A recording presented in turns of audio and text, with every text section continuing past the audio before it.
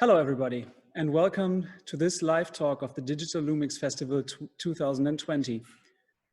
Normally, we would be just outside this studio setting up our exhibitions and having the final touches on our festival grounds.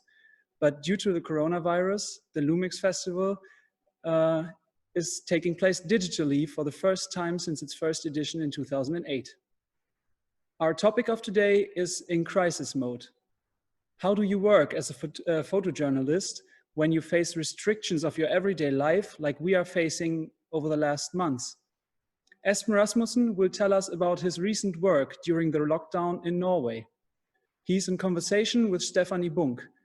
Stefanie is a curator from Hamburg for Griffelkunst, member of Freundeskreis der Fotografie, where she also organizes live talks like this we have today. She also gives workshops for photography students all over Germany, and she will guide you through this talk with Espen. I will pass the mic to Stefanie and have a good talk. Perfect. Thank you very much, Konstantin, for your introduction, and thank you, Lumix Festival, for having me today. Hello, everybody. Welcome to our talk with Espen Rasmussen, and welcome, Espen. Thank you very much for being with us today. Thank you for having me. It's a pleasure to be here. It's my pleasure. Let me first briefly introduce Espen Rasmussen. He's based in Nesodden, a small town close to Oslo in Norway. I think there he is now. And he works as a photojournalist and a picture editor in VG Held, which is a weekend magazine of the biggest daily newspaper in Norway. In his photographic work, he is focusing on all kinds of crises, especially those caused by climate change. Therefore, he won numerous awards, such as the World Press Photo, I think 3 times, Picture of the Year and Photographer of the Year many times. He published several books. I just want to mention the book Transit, published in 2011, about displaced people and refugees all over the world. His work was widely published in important magazines internationally, and it was exhibited in many solo and group shows. Espen is a member of 7 Agency, which is the host of our talks here at Lumix Festival Digital. And last but not least, I want to mention that Espen has been part of Lumix Festival twice before. I hope you remember that, Espen. In 2010, at the 2nd edition of the festival, he was one of the young photographers presenting their work here in 80 exhibitions. And he came back in 2016 to give a lecture in the auditorium here in Hanover. So Espen, you know how it naturally feels to present in front of 200 students, the whole atmosphere and the enthusiasm. And I'm sure there are as many students listening now, and I hope we can give you a bit of this feeling of a presentation by asking questions. So people, students out there, write your questions. We will ask Espen after his presentation. And there we are already talking about the crisis mode. The whole festival is in a crisis mode. I'm in a crisis mode, and you are in a crisis mode too, Espen. One might say that you should be used to crisis as you are picturing crisis all over the world. But I think this is a new experience as the crisis came to your doorstep. So how do you switch in the crisis mode, and how did you react on all this, what is happening now caused by COVID-19? In the beginning, it didn't start in Norway or in Europe. So in the beginning, I looked at this coronavirus in a way, as I always do when it's something going on in the world. You know, I'm a picture editor. So from my daily job, I sit and go through a lot of pictures, and we make stories, and I select pictures or send out photographers to document. So the first month when it started in China and we saw it started to spread, we covered it like we would cover any other kind of crisis. But that quickly changed when it came to Norway. So it was on March 12, the Norwegian government started to impose restrictions, and I was sent, and the whole newspaper I worked for was sent home on March 13.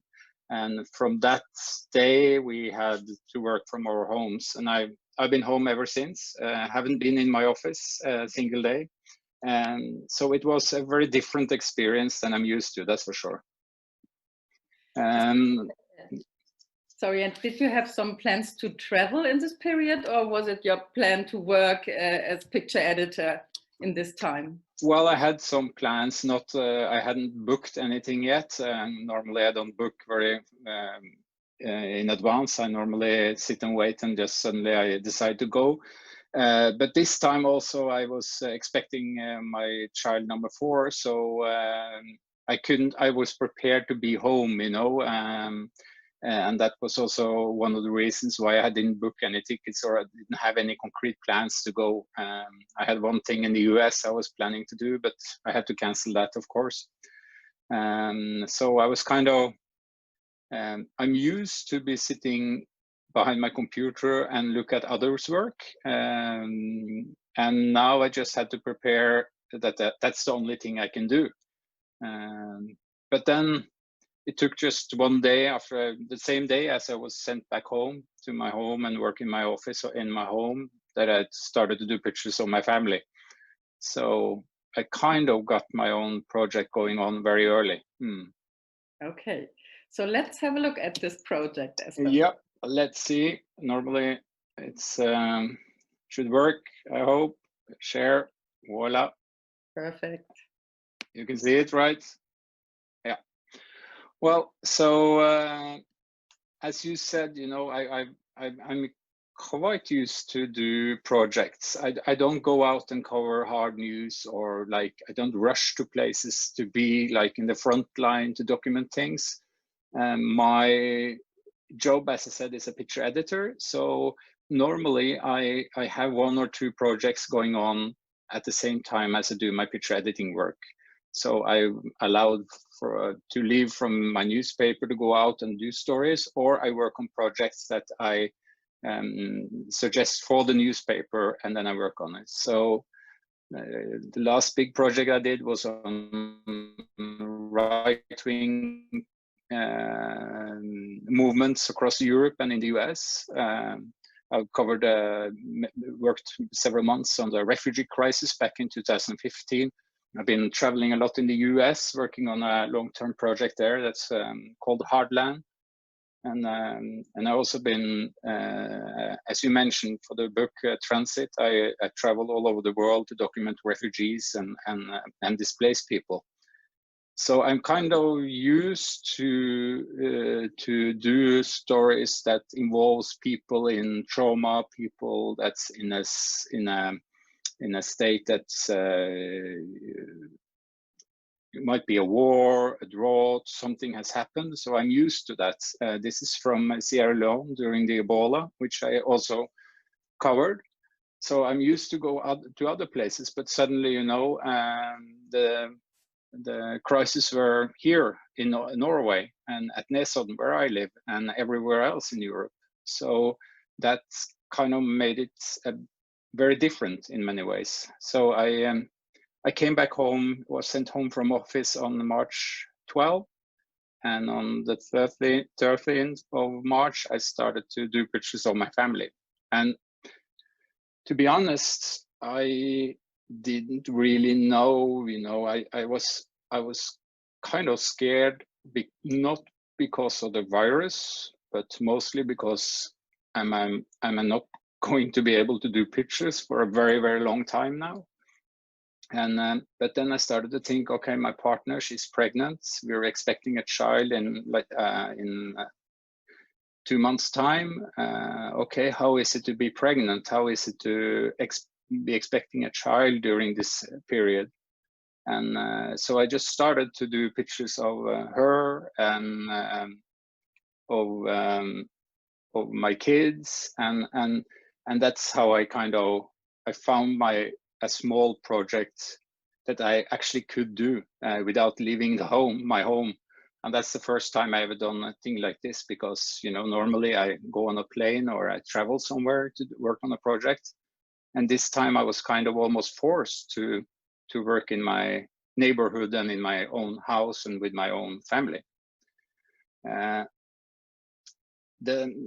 It's of course, a lot of photographers have done this.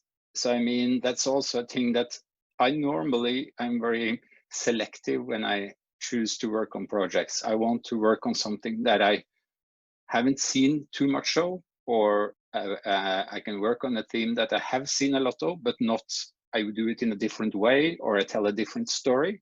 The problem with doing this project is that there was a lot of photographers who worked on personal projects, because most of us was forced to document something that was close to us.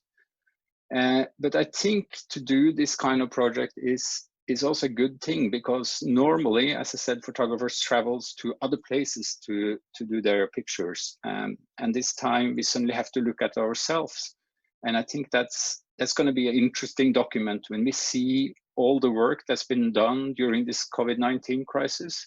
I think that's going to be a good time capsule of the coronavirus. So that's why I also think it was good for me to do a project like this.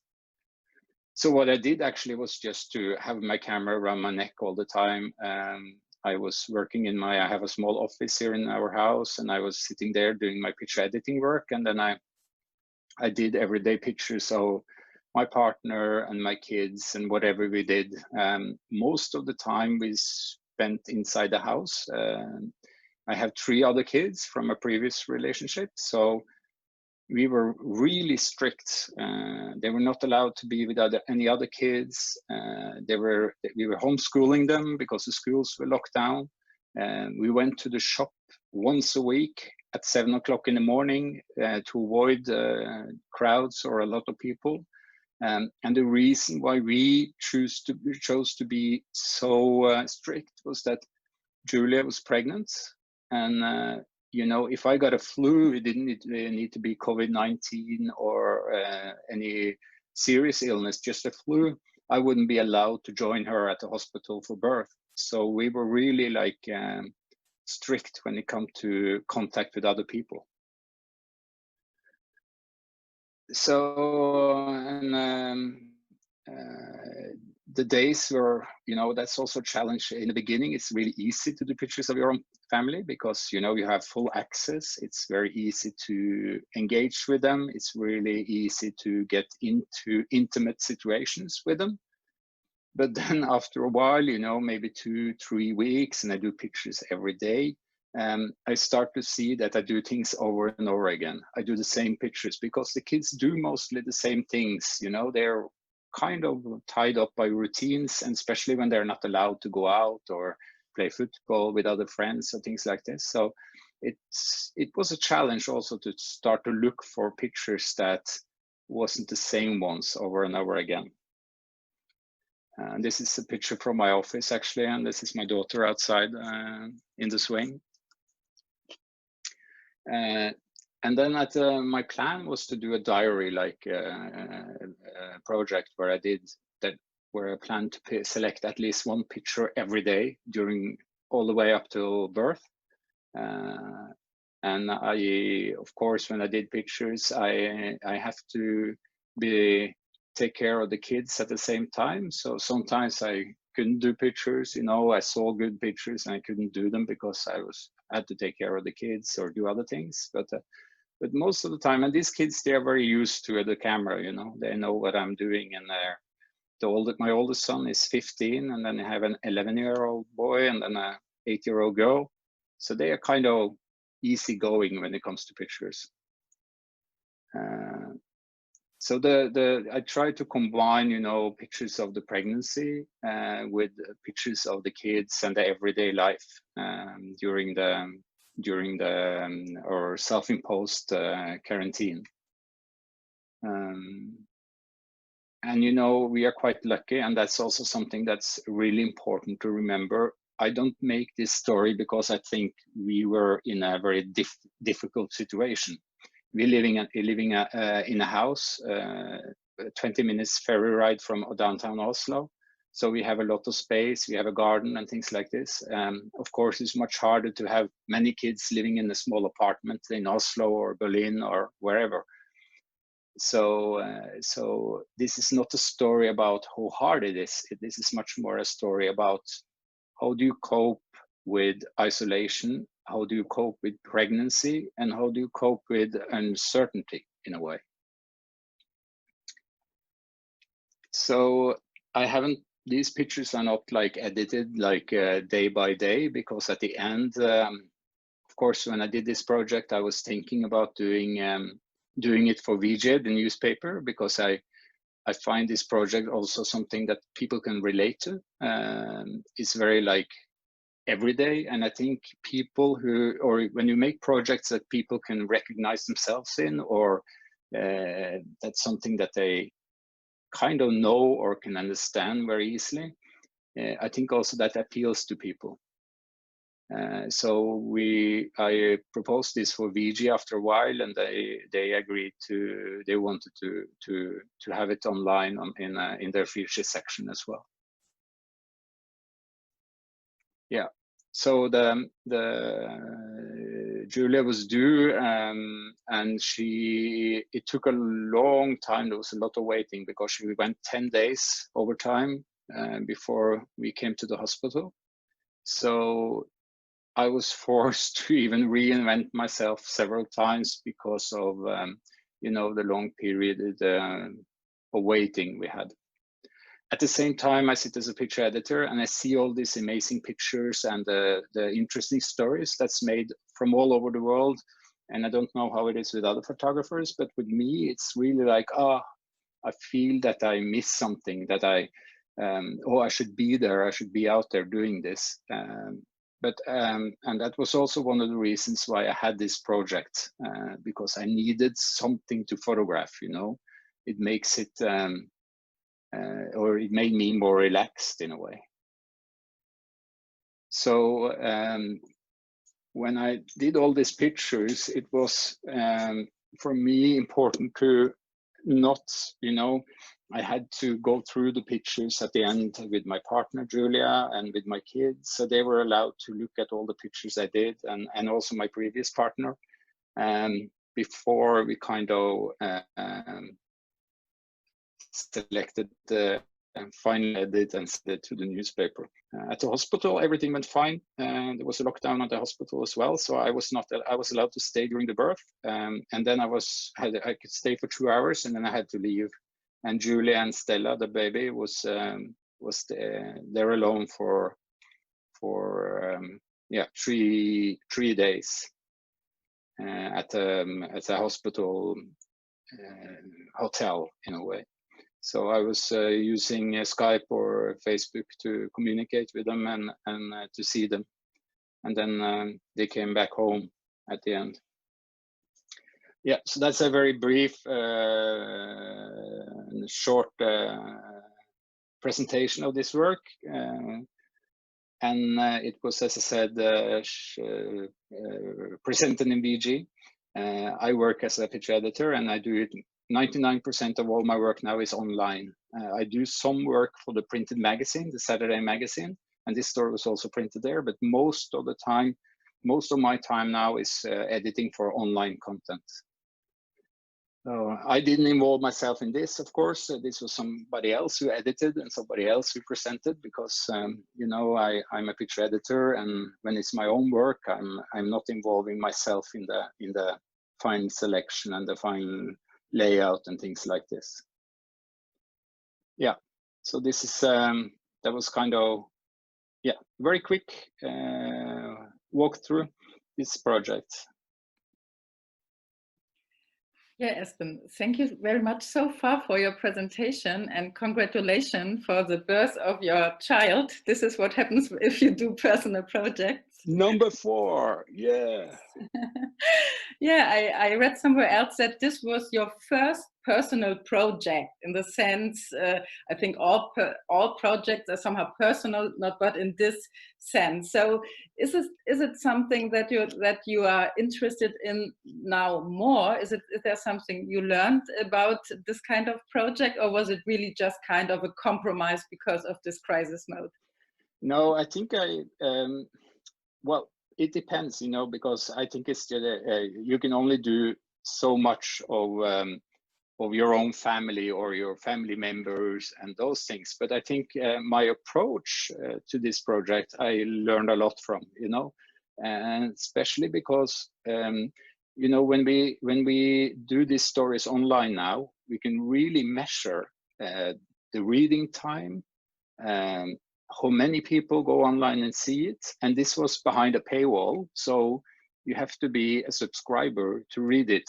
Mm-hmm. And we saw that there's quite a big interest for this story, and that's an eye-opener for me. I knew some, of course, a bit about it from before, but it was an eye-opener for me that stories that people can relate to, people that or stories that people feel a connection with, is something that the audience really appreciate, I think, especially in times like this, when there's a crisis, and not only a crisis going on somewhere in Africa or somewhere in the US, but here in Norway. I think it's in a way a relief for people to be able to look into normal people's lives, you know, and see how are they dealing with it. And I forgot to mention that Julia, she's a writer and a reporter, so she did the story, the text for this project, and she made a very personal text about how she felt and how she handled this situation as a pregnant. This would have been a question anyway, how important words or texts are for your work in general. Do you work usually with a writer, or do you work alone? Sometimes I work alone, sometimes with a writer, but for me, text is crucial and essential. I never produce anything without text. And I see it myself, you know, when I look at pictures or see picture stories, I hunger for text as well. You know, I need text that can explain me more, who can give me a background on it, who can give me a deeper look into people's minds and how they think and things they say and all this. So for me, it's crucial. It's the same for me, Espen. Coming back to the story, I must admit that I love stories of families made by photographers. For example, Robert Frank pictured his family. I think every photographer is picturing his family, but usually it is something like, yeah, a contradiction, being a photographer and having a family. And I think it's important, even because your work usually is so different, that you show this aspect of your life too. Yeah. I think, and I mean, there's also another thing, and that is, as a photographer or a reporter, you always expect people to open up for you. You know, you come to a house, you come to a place, and you want to join their life, you want to stay with them, you want to do pictures of them. And I think, okay, so why should I be more restrictive? You know, why should I not open up myself and my life to people when I expect everybody else to do it for me, you know? So in that sense, I think you have a point, you know, it's a good way to open up for something more in a way. But for me, what is very striking, that your visual language is very, very different from the way you used to take pictures. I would say usually you compose really, I mean, you are winner of the picture of the year, because you used to tell stories condensed in one picture, mostly people in the surrounding, and you can read these pictures.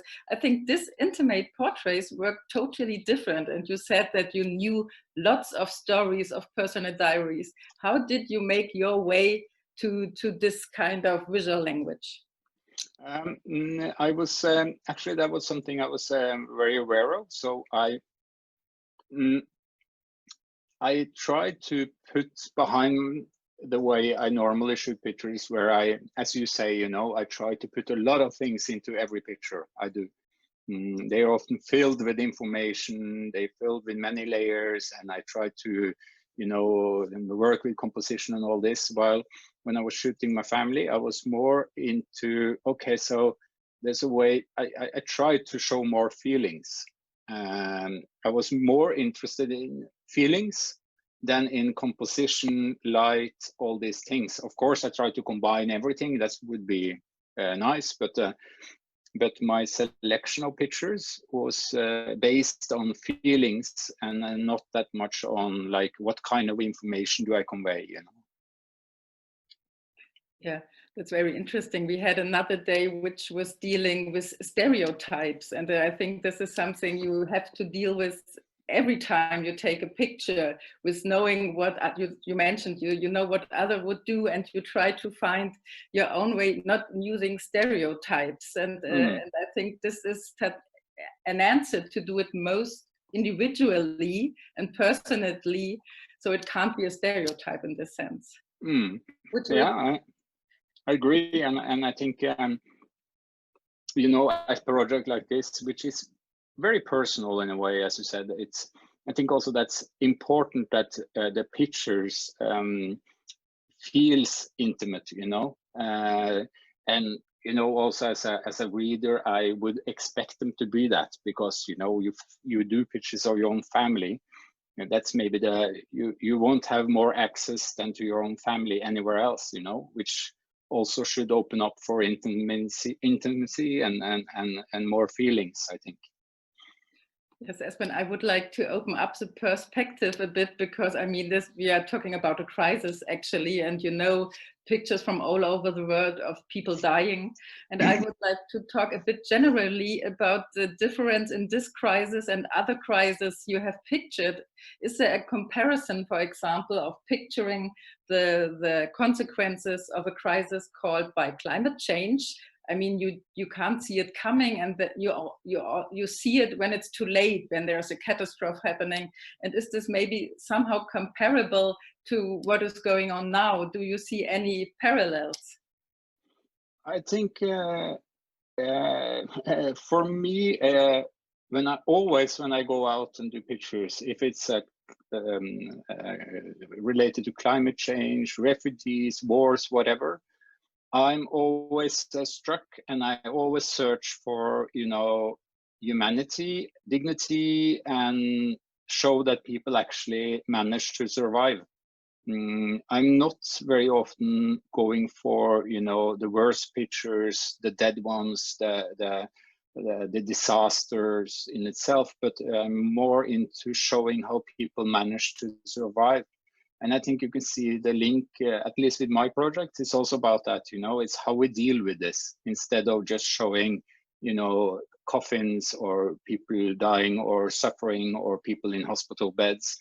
Of course, I was forced to go this way as well, because I couldn't go out of my house. But on the other hand, I think also it's very natural for me to do this, because it's in a way the same direction as I go when I'm out doing pictures of other things. You know, I did this right-wing project, which is like, there's people with really screwed up ideas about things. But even there, I try to humanize and look for what these people are and how they live and what they think, and not only like going for the worst of the worst, if you know what I mean.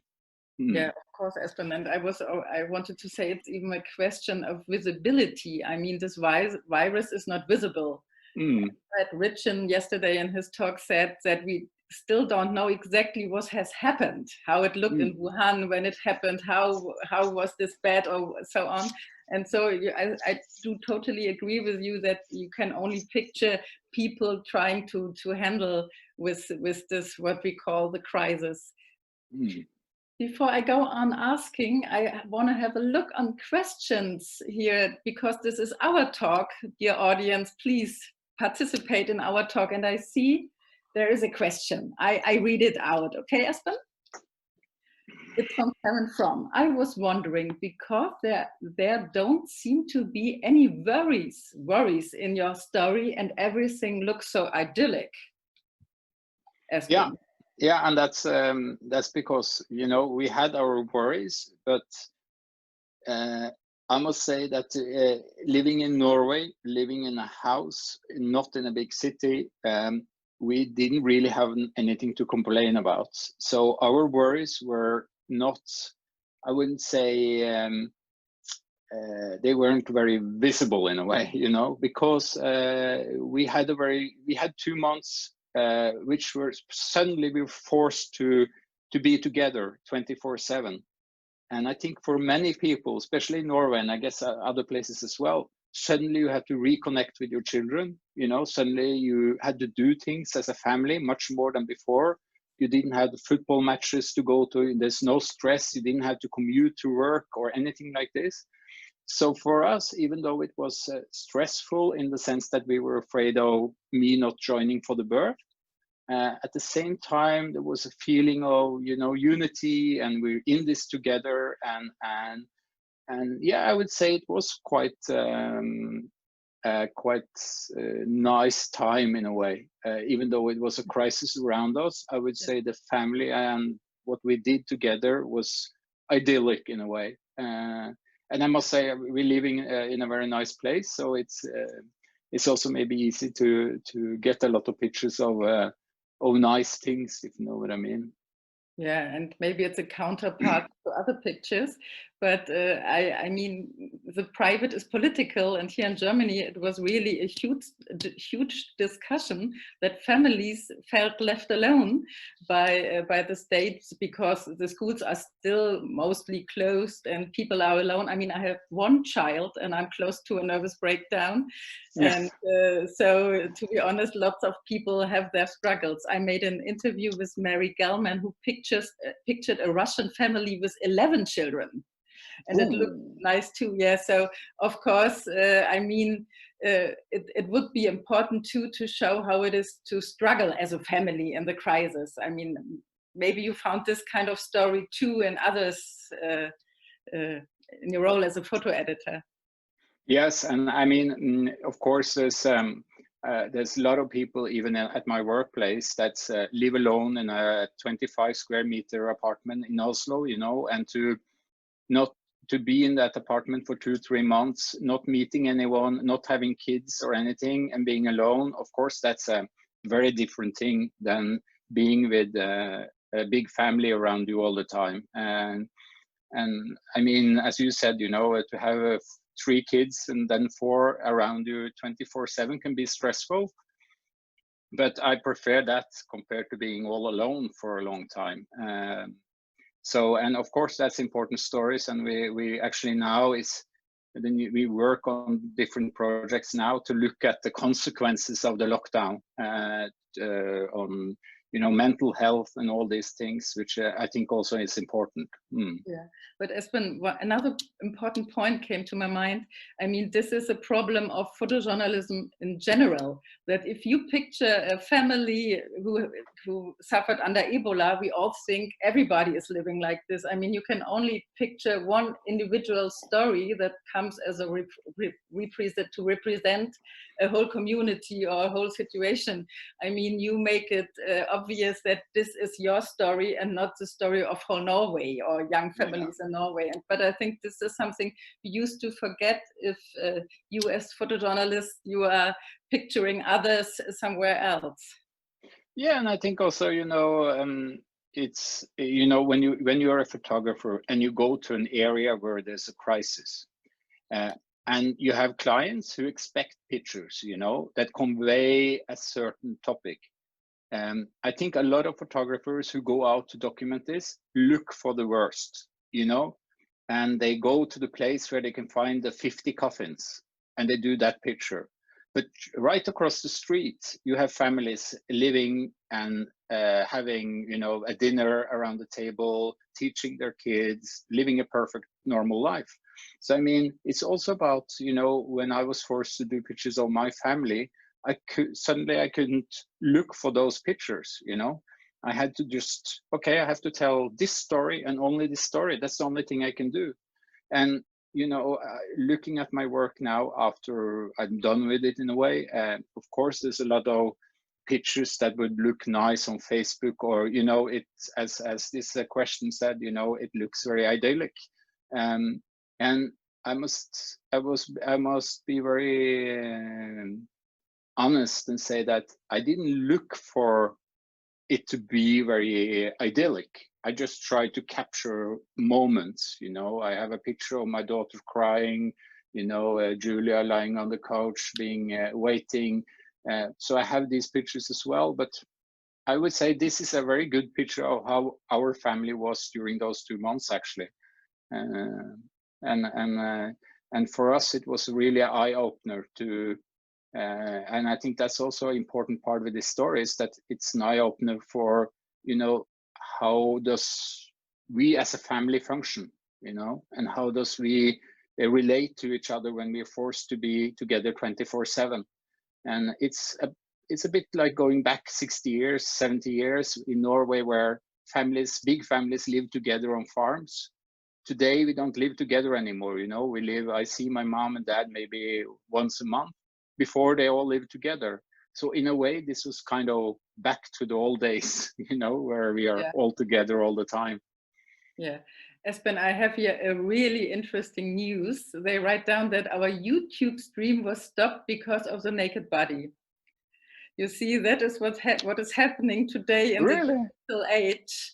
So yeah, this is really, it's heavy, isn't it? It was a picture of the stomach.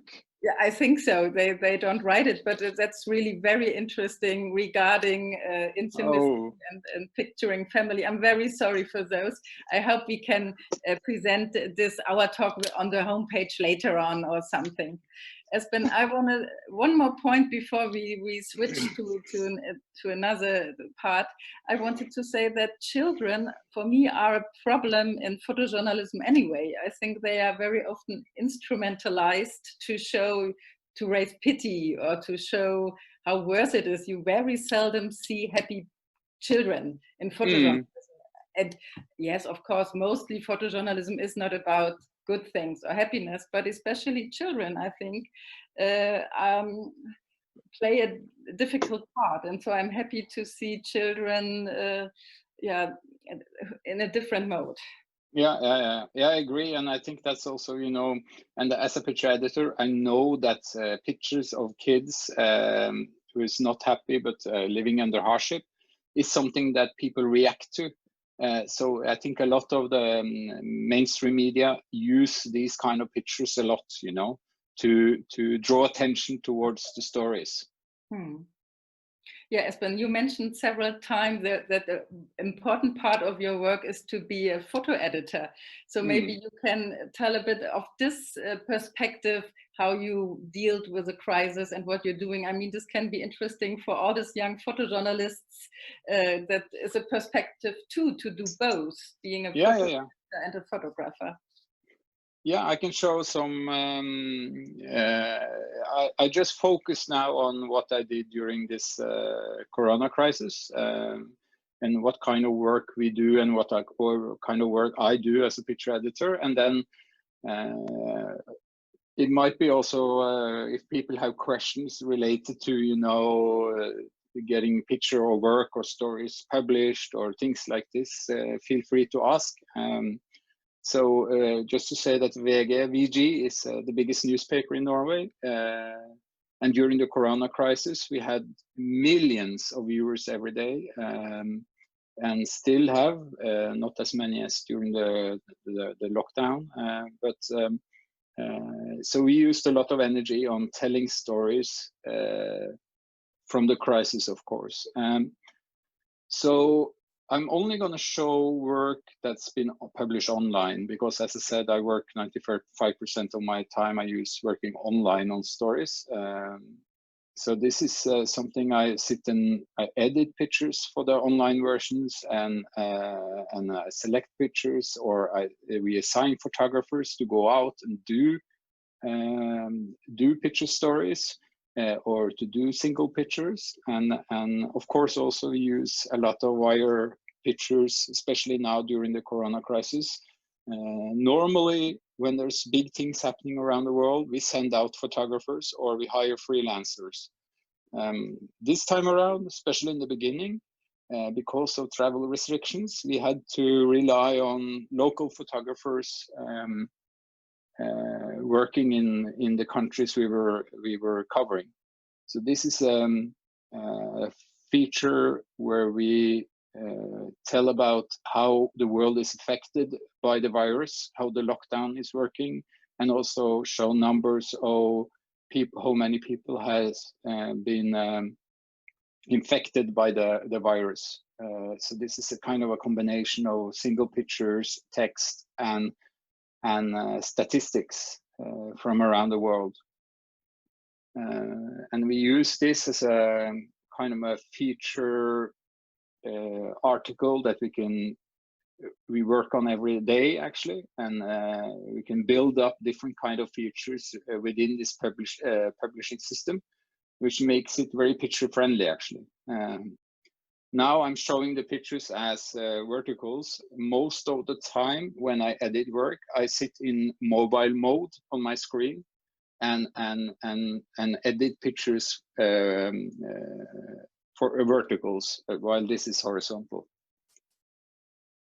Yeah, so in the beginning, as I said, there was we did a lot of these kind of stories where we made project from, this is a collaboration between different European newspapers. It's between VG in Norway and L'Espresso in Italy, and also other newspapers. So what we do is we share the work that's been done for the different kind of magazines around Europe, and then we make this feature. And then, of course, as the virus moved to other parts of the world, especially in the US, we had to cover that as well. And the number of pictures coming in on the virus was not very huge in the beginning, but then after some weeks, it really started to peak, and we got a lot of work coming in from agencies. And at the same time, of course, we had our own photographers. VG has 15 photographers, staff, and 5 picture editors, and they did an amazing job trying to cover this crisis in Norway. So this is a more mobile version of how it looks on mobile screens. These picture stories. So this is from the US, where we build up the story and use quotes from Trump, where he kind of said that this virus is nothing in the beginning, and at the same time we see the numbers of infected and dead started to increase as the dates move on here. So when I work on stories during Corona, it's about going through pictures on agencies.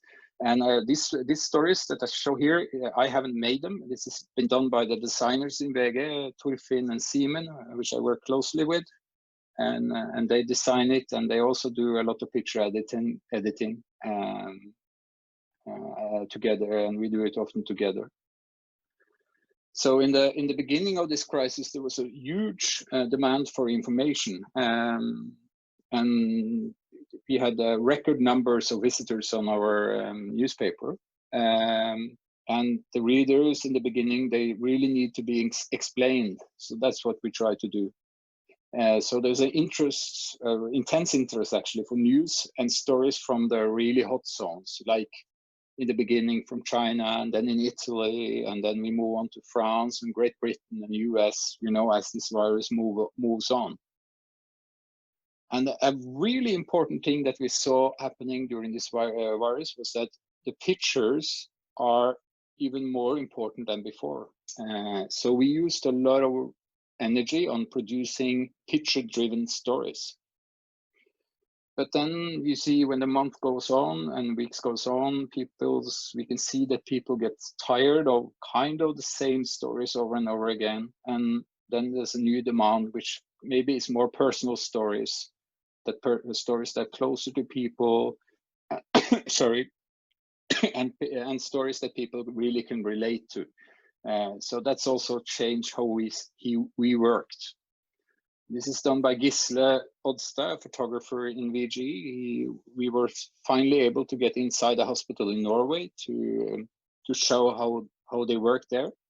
And as you see, we use the pictures a lot in VG. Both the magazine, the newspaper, and the online content is really picture driven. So it's all about photos, especially these long feature stories that we produce. It's a lot about pictures, and sometimes video as well. And then we had used also a photographer, freelance photographer who lives in Italy. So we used him first in Italy, then he moved to Brazil actually, and he worked there, and we bought stories from him. And he did some amazing work. This is André Leo. He's a Brazilian photographer, but he speaks Norwegian as well. Lived in Norway, and he also he lives in Italy. So we have used him for 3-4 big feature stories in the newspaper. So this is kind of the new way for us of telling stories, you know. It's a combination of text and pictures, and this also gives the writers a new way of writing stories, because they really need the text and the pictures and the videos needs to be close together. So you can't have pictures telling one thing and the text telling a totally different thing, because, you know, they are shown in layers. So the text needs to play along with the pictures. This is another story from Brazil that André, this freelancer, did for us, which also is, I think, is amazing work and really on the inside of the crisis in a way. But as I said, we saw that the demand for other kind of stories started to rise. So this is a freelance photographer who suffer from how do you say it? Anxiety. She told a story about her life, how it is to be so afraid and to have this illness, and dealing with the corona at the same time, and trying to live a life with this corona crisis coming over her. So she told it in a very personal way, and it's not a lot of text. It's just these few lines of text and then videos. So the whole story was told with video clips done by her, very personal, and short text. This is also done by Gisle, a photographer in VG, which is kind of, we try to follow the tests. So he went where he did the tests, and he followed the stick all the way to the laboratory and all the way until the people got the results back from the test. And then, of course, or very often, as it is in news and in the newspaper business or magazine business, the news moves on. So then we suddenly saw this, the riots in the US starting, and we suddenly had to move our focus from Corona to the story on Floyd and what was happening in the US. So, but now we are more back covering both things. But this is just to show that in just one day, the focus changed from one crisis to another one. Yeah, so this was just some few examples of what we've been doing in VG. Yeah, Espen, thank you very much for this insight. This was really very dense version of this time. It's great. Thank you very much. We got 2 new questions. Espen, one is really concerning your work as a picture editor. It is a bit a longer question. Maybe you see it too in chat, but I read it out. It's by Zina Niemeyer. Were you never concerned that working as an editor as well might damage your reputation as a photographer, or that you would get stuck in it? I sometimes feel that people take you less seriously if you openly tell what else you're earning money with, although we all know that it's almost impossible to make a living off solely independent photo projects. What are your experiences? No, for me, well, I have a steady job, you know, and a steady income. So it, of course, makes it easier for me to work on my personal projects because I have an income every month. But I think I didn't quite understand the question. Is it that since I earn money, it's easier for me to do personal projects?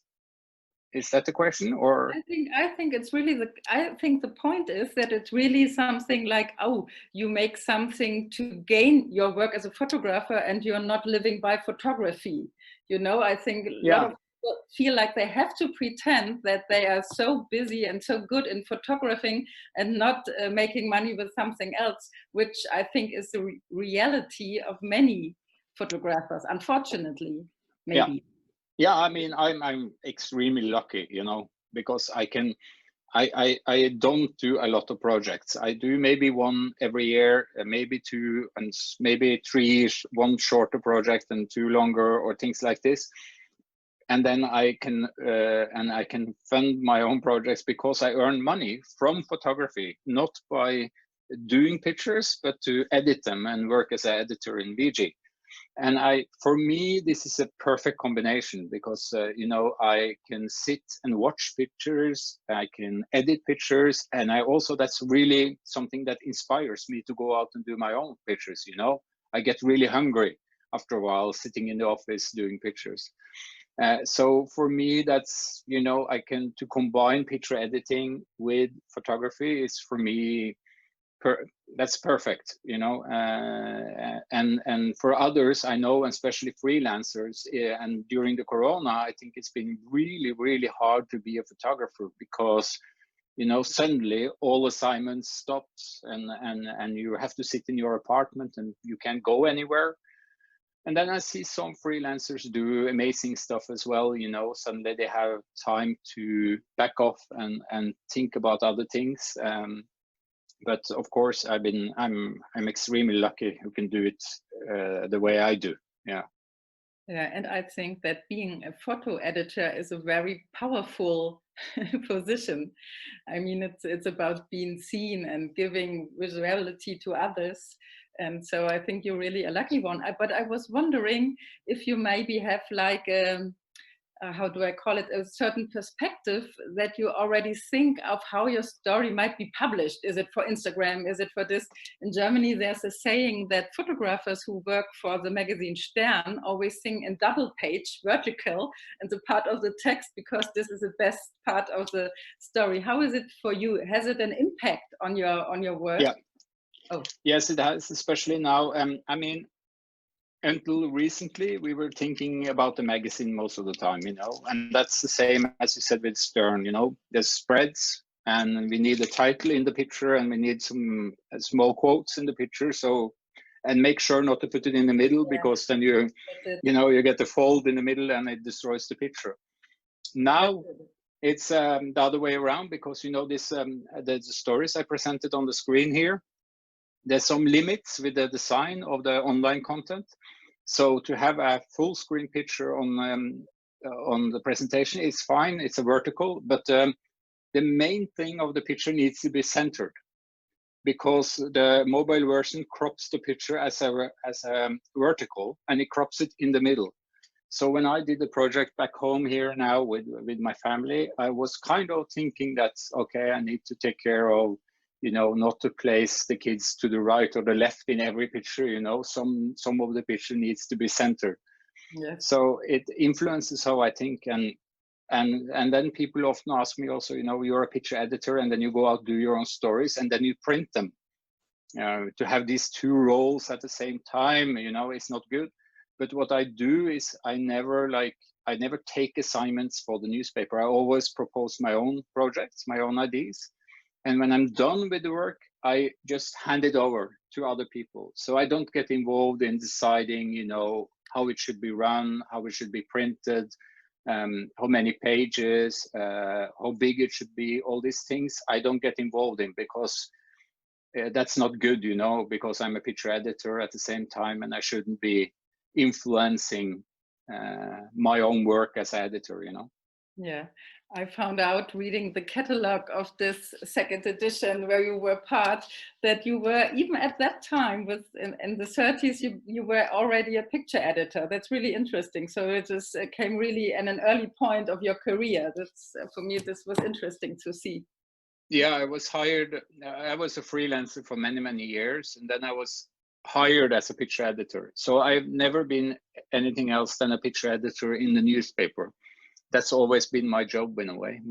Yeah. Yeah. And Espen, we have another interesting question going to another part of your profession. It is about your role as a agency photographer. You're part of 7 Agency. And here's a question. How was the interaction with the rest of your colleagues and their input while working on own projects or assignments? 7 is a very tightly connected group. So there was a lot of, video conferences, email exchanges, chats and things going on all the time.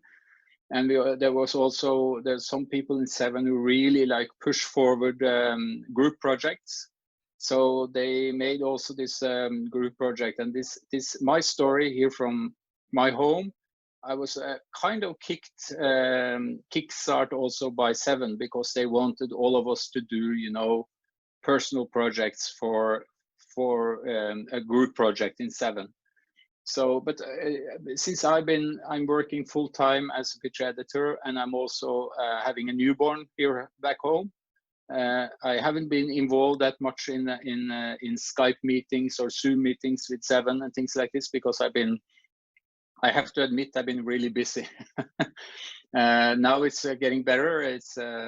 She's 2 months old, so it's easier now. But in the beginning, it was really hard to be engaging with all the other photographers in 7 because of the corona, and because I had homeschooling with my kids, and I had my full-time job, and then also the newborn. Of course, Espen. So it's 1 hour talk. It's the last chance for the last question. Konstantin, the host of today, do you have any other question, maybe from YouTube or other channels? If not, so. No, YouTube, they don't want us there. Yeah, that's really a pity. Espen, is there anything? Unfortunately, the YouTube stream got shut down, but we are working on a solution for that, and we're taping everything, so we will put it on the website afterwards, so you can still rewatch everything. Everybody that got kicked out of YouTube can still watch the second part. You have to put this black square on the image when you put it on YouTube afterwards. Maybe we have to try this. Yeah. Let's see what we do, but I really hope that we can share this great talk with everybody else. Thank you very much, Espen, for being with us and talking so frankly about this great projects. It was really a pleasure to talk to you. Thank you for having me. Yeah, it was really great. And regarding 7, I would really give the advice to watch the other interviews too. For example, today with Mary Galvin, I had a talk about her project. She did private project with FaceTime, which is very interesting too. So have a look at the other topics and talks. And thank you very much, for having me. Thank you very much, dear audience, for listening to us. And I wish you all the best in this crisis mode, and hope to see you back, especially you, Espen, at the next Lumix Festival. Hope to be there. Yes, me too. So, Konstantin, thank you very much for having us. Thank you, Stephanie. Thank you, Espen, and also thank you to 7 for hosting this this talk today again on their platform. And we put a promo code in the chat box where you can get a discount on all the educational courses of 7 in their academy. So join us tomorrow when we have our next live talks on the German digital picture market, for example, a panel discussion, or in the evening, our rescheduled live talk with Jessica Dimmock and Ed Kashi about the digital storytelling and about how to reach new audiences as a photographer online. That will be very interesting as well. And I hope to see you there, and stay healthy. Bye-bye. Bye.